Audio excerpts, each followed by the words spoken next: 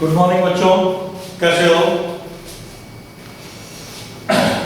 Last time पे हम लोगों ने इरेशनल नंबर शुरू किया था और एक दो क्वेश्चन उसके किए थे। मेनली उसमें एक क्वेश्चन हम लोगों ने किया था, √2 को चेक किया था, वेदर प्रूव किया था कि it is a irrational number.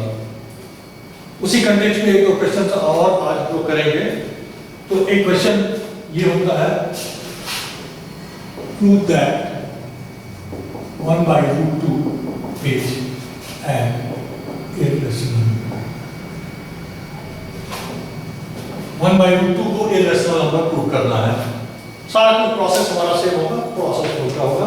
और जैसे लास्ट में मैंने बताया था कि प्रूव करने का जो तरीका है, इसमें हम लोग कॉन्ट्राडिक्शन मेथड यूज करते हैं। कॉन्ट्राडिक्शन मेथड का मतलब क्या होता है कि पहले जो प्रूव करने के लिए किया गया है उसी को हम मान लेते हैं और लास्ट में जाके हम दिखा देते हैं कि जो हमने माना था वो गलत है। इसका मतलब जो हम नहीं मान रहे हैं वही सही है, मतलब उसका जस्ट होता है। जैसे हम इसको रेशनल मान लेंगे और बाद में हम कहेंगे कि जो हम माने थे गलत है, तो रेशनल माने थे और वो गलत है, इसका मतलब क्या हो गया? इरेशनल है। तो इसका एक अपना प्रोसेस होता है। तो कैसे इसको करेंगे देखिए। तो फिर से हम लिखेंगे, let 1/√2 be a rational number so that it can be represented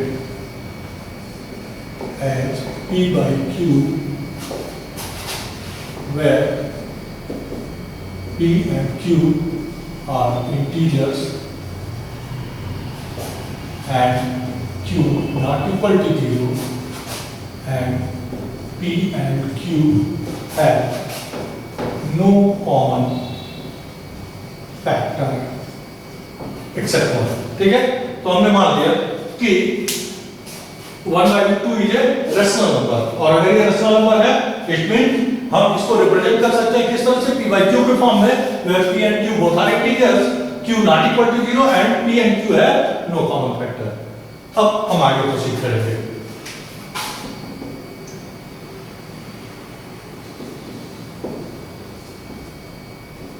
दोनों तरफ स्क्वायर कर दीजिए। p² / q² 2, p² = 2q²। Sorry √2 नहीं है, 1/√2।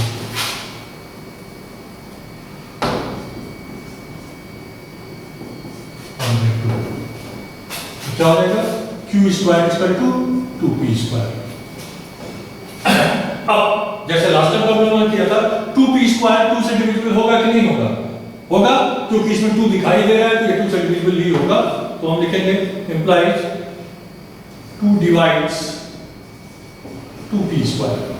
और 2p² किसके बराबर है? q² के। तो दोनों सेम चीज है, ये दोनों इक्वल है, तो अगर 2 इसको डिवाइड कर रहा है तो इसको भी डिवाइड करेगा। तो implies 2 divides q², implies 2 divides q। और यहां पे हमने ये बताया था कि ये एक थ्योरम है कि कोई भी प्राइम नंबर अगर किसी नंबर के स्क्वायर को डिवाइड करता है तो डेफिनेटली वो उस नंबर को भी डिवाइड करेगा। तो 2 अगर q² को डिवाइड करेगा तो 2 q को भी डिवाइड करेगा। तो इस थ्योरम का डायरेक्टली यूज हम लोग करते हैं। इसका एक्सप्लेनेशन ऑफ थ्योरम इस लेवल में जानने की जरूरत नहीं है। अब इससे को क्या मिल गया? Implied q = 2m for some integer n। क्योंकि q का डिवाइजर 2 है, इसका मतलब q को 2 से डिवाइड कर रहे हो तो कुछ ना कुछ इंटीजर मिल रहा है, तभी तो डिवाइजर कहोगे। उसको हमने m मान लिया तो इसका 2 क्या हो गया? 2n हो गया। दोनों तरफ फिर से स्क्वायर कर देंगे। q² = 4m²। q² की जगह पे हम लोग क्या रख सकते हैं? 2p²। 2p² = 4m², p² = 2m²। अब फिर से 2m² क्या होता है? 2 से डिविजिबल है, तो फिर लिखेंगे as 2 divides 2m² implies 2 divides p² implies 2 divides p। Same जैसे यहां पे किया वही चीज यहां पे। तो अब यहाँ पे क्या लिखा गया? 2 divides q and 2 divides p। इसका मतलब p और q दोनों का एक कॉमन फैक्टर क्या है? 2 है, which is not 1। ठीक है। और आपने क्या कहा है, P and Q have no common factor except 1 हम लोग करते हैं, चाहे ऐसे लिख लीजिए except 1। तो यहाँ पे 1 के अलावा भी एक फैक्टर है जो दोनों का है, तो बस हम लिख देंगे यहाँ पे, यही हमारा कंट्राडिक्शन हो गया। To each common factor of both P and Q like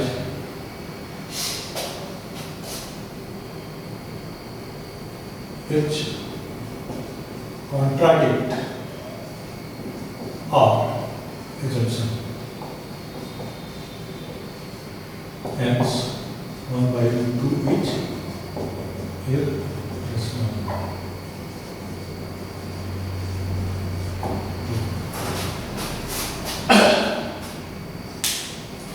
फिर से एक बात देख लीजिए, क्या कहा गया है, prove 1 by 2 each irrational number. हमने बताया था कि जब भी इस तरह का प्रोसेस होगा तो हम इसको कॉन्ट्रडिक्शन मेथड से करेंगे।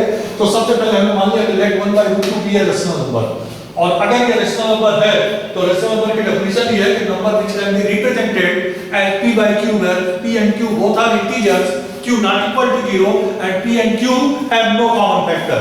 अगर ये सारी कंडीशन सेटिस्फाई हो रही है तो आपका नंबर रेशनल नंबर है। तो अगर ये रेशनल है तो इसका मतलब कंडीशन सेटिस्फाई होना चाहिए।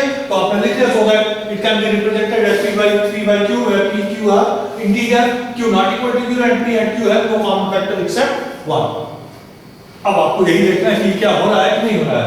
तो आपने लिखा 1 by 2 को हम p by q लिख सकते हैं, तो p by q equal to 1 by 2 squaring on both side, p square by q square equal to 1 by 2, cross multiply कीजिए, 2p square equal to q square लिख दिया।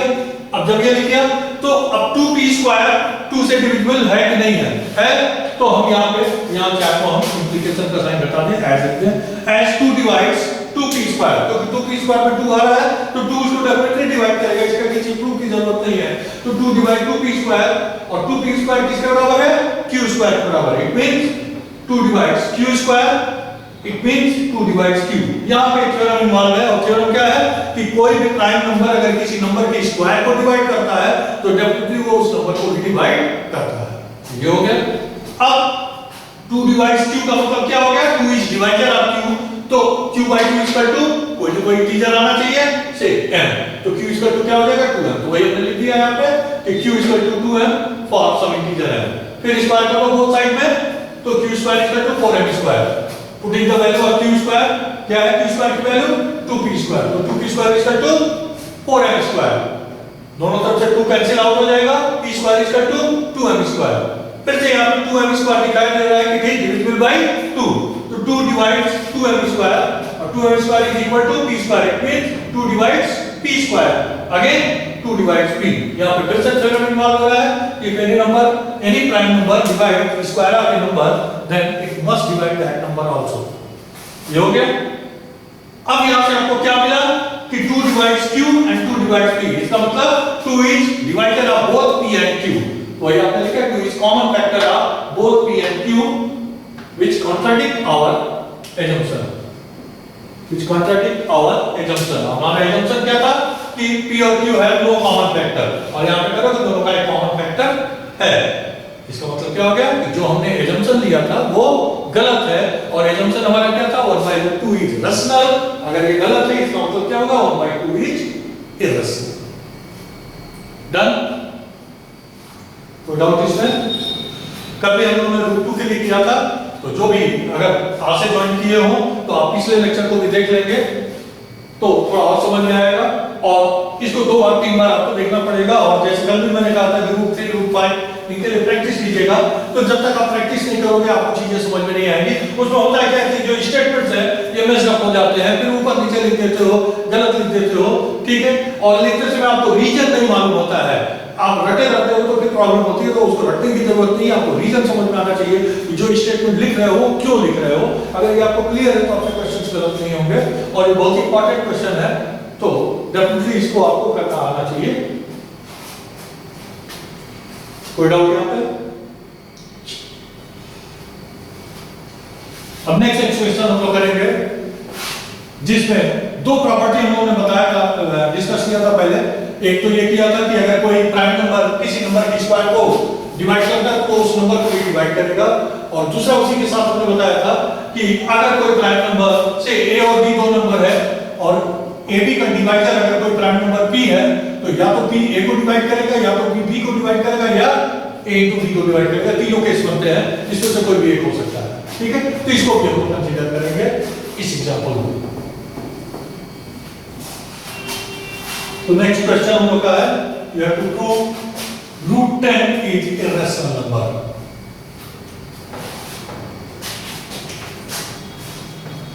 Prove square root of 10 is irrational।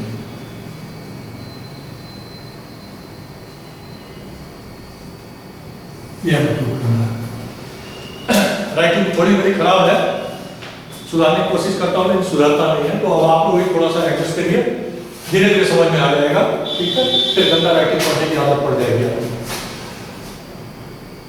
√10 को हम लोग को prove करना है। सारा प्रोसेस वैसे ही होगा, बीच में एक दो जगह थोड़ा चेंज होगा। ठीक है, तो पहले हम लिखेंगे let √10 be a rational number, so it can be represented as p by q, where p and q both are integers, q not equal to 0 and p and q have no common factor except 1। सारी कहानी वही है। आप assume करिए कि late √10 B rational number और √10 अगर rational number है तो बाकी सारी कहानी आप देखोगे then it can be represented as p by q where p and q both are integers, q not equal to 0 and p and q have no common factor। फिर से अब हम प्रोसीड करेंगे। ठीक है, तो p by q को हम लोग क्या लिख सकते हैं, √10 माना हुआ लिख रहे हैं, squaring on both side, p square by q square is equal to 10,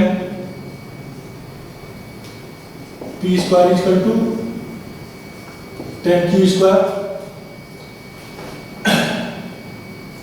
अब यहां पे देखिए 10q square दिखाई दे रहा है, तो 10q square 2 से डिविजिबल है कि नहीं है, इसको आपको बहुत अलग से चेक करने की जरूरत नहीं है। तो अब यहाँ पे यही गलती होती है बच्चों से जब बैठे रहते हैं, तो अब यहाँ पे लिख देंगे कि 10 is divisor of 10q square, वो भी सही है, 10 is divisor of, जैसे आपने लिखा इसके बाद सपोज करो जैसे 2 के लिए किया था तो वैसे आपने लिखा, तो आप क्या लिखोगे 10 divides 10q square implies 10 divides p square। ठीक है, implies 10 divides p। ये लाइन सही है, ये लाइन सही है, ये लाइन गलत हो जाएगा और आपका क्वेश्चन गलत हो जाएगा।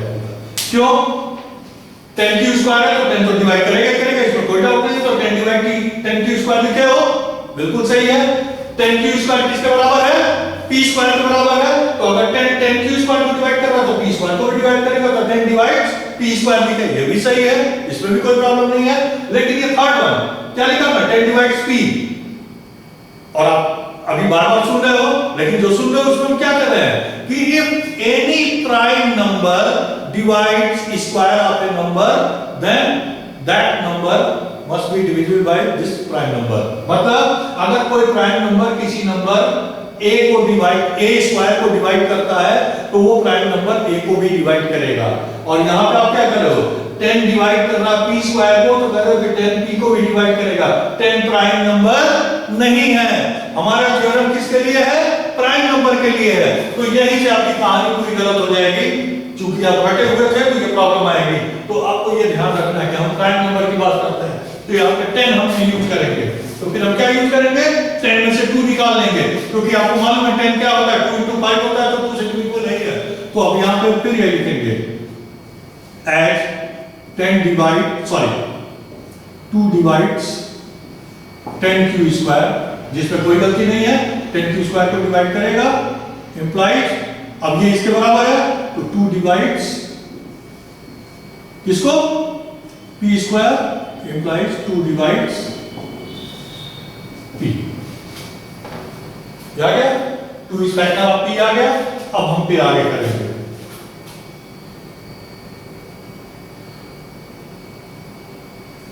सो 2 डिवाइड्स P है तो हम क्या लिख सकते हैं? P is equal to 2m for some integer m। जैसे पिछले एग्जांपल में लिखा था वैसे यहां पर लिख रहे हैं, ये हम लोग देख सकते हैं, इसमें कहीं कोई प्रॉब्लम नहीं है। ठीक है, ये लिख दिया। अब स्क्वायर कर दो बोथ साइड में, तो p square is equal to 4m square. p square की जगह पे क्या रख देंगे? 10q square. तो 10q square is equal to 4m square या 5q square is equal to 2m square. Done. अब इसके बाद से हम क्या लिखेंगे? as 2 divides 2m स्क्वायर को 2 डिवाइड करेगा, 2m square implies 2 divides 5q square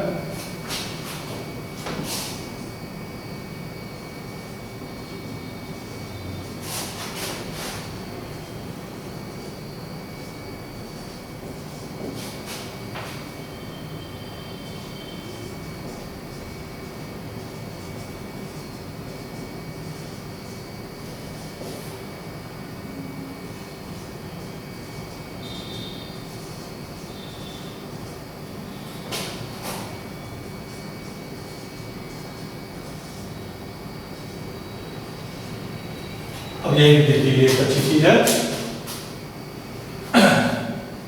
फिर से यहां से बोल लेते हैं। अभी क्या कर कि ये दें तो p by q equal to √10 लिख सकते हैं, ये लिख दिया। अब इस बार क्या करें? p square by q square equal to 10 square करने में मिल जाएगा, p square equal to 10q square. यही पे जो हमने समझाया था आपको कि अब 10 से नहीं लेना है, तो 10q स्क्वायर हमें मालूम है कि 2 से डिविजिबल है, तो लिखेंगे 2 डिवाइड्स 10q स्क्वायर। और 2 अगर 10q स्क्वायर को डिवाइड कर रहा है तो 2 किसको डिवाइड करेगा? 10q स्क्वायर किसके बराबर है? p के, तो p स्क्वायर को भी करेगा। तो 2 डिवाइड्स p स्क्वायर, और 2 अगर p स्क्वायर को डिवाइड करेगा तो 2p को भी डिवाइड करेगा। और p को क्यों डिवाइड करेगा? क्योंकि 2 प्राइम नंबर है, तो p स्क्वायर को डिवाइड करेगा तो p को भी डिवाइड करेगा। और 2 अगर p को डिवाइड कर रहा है तो क्या लिख सकते हैं? p स्क्वायर को 2m लिख सकते हैं फॉर सम इंटीजर m। दोनों तरफ स्क्वायर कर दो, p square equal to 4m square. अब p स्क्वायर की जगह पे हम क्या रख देंगे? 10q स्क्वायर रख देंगे, तो 10q square equal to 4m square. दोनों तरफ 2 से डिवाइड कर दो, 5q square equal to 2m square. अब यहां पे 2m स्क्वायर 2 से डिविजिबल है, तो हम लिख देंगे and 2 divides 2m square implies 2 divides 5q square, क्योंकि दोनों इक्वल है। अब यहीं पे वो थ्योरम हमें यूज करना है कि when a prime number divide a into b then that prime number either divide a or b, किसी एक को डिवाइड करेगा। तो वही चीज हम यहां पे यूज करेंगे। तो हमने क्या लिखा हुआ है? 2 divides 5q square। तो 2 divides 5q square है, इसका मतलब 2 क्या है? प्राइम नंबर है and it is dividing 5q square है। 5q square का मतलब क्या है? 5 into q square। तो या तो 2 5 को डिवाइड करेगा या 2 किसको डिवाइड करेगा? q स्क्वायर को डिवाइड करेगा। ये थ्योरम करता है, ठीक है। तो वही लिखा है 2 divides 5q square, तो क्या इंप्लाई करता है? 2 divides either 5 और q square। लेकिन हमें मालूम है कि 2 5 को डिवाइड नहीं कर सकता, 5 इज ए प्राइम नंबर। तो इसका मतलब क्या होगा? 2 cannot divide 5, तो फिर बचा क्या? q square. तो 2 डिवाइड्स किसको? q square. तो 2 अगर q स्क्वायर को डिवाइड कर रहा है तो फिर 2 किसको डिवाइड करेगा? q को भी करेगा, क्योंकि 2 प्राइम नंबर है। वही लिखा 2 divide q square implies 2 divides q। अब 2 अगर q को डिवाइड कर रहा है तो फिर से आपको क्या मिल गया? 2 divides p and 2 divides q। इसका मतलब p और q दोनों का कॉमन फैक्टर 2 है। फिर से क्या हो गया? 10 is not a rational number, it is irrational number. तो वही लिख देंगे as 2 divides both p and q and it contradict our assumption. So 10 is irrational.